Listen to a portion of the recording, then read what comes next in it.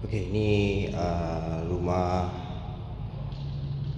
link house Suria Heights, double story link house. Ni rumah yang kosong lah. So ni bahagian luar. So boleh memuatkan 2 biji kereta. Kemudian ni ruang tamu, dining area. Kemudian bawah belakang sana ruangan dapur lah. Yang ni storeroom. Ni bilik bawah.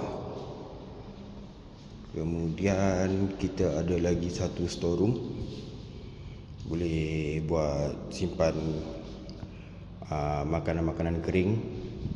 Toilet share dengan bilik sebelah. Dan kalau perhatikan dekat sini ada 2 sinki. So yang sini boleh buat dry kitchen, yang sebelah sini boleh buat wet kitchen lah.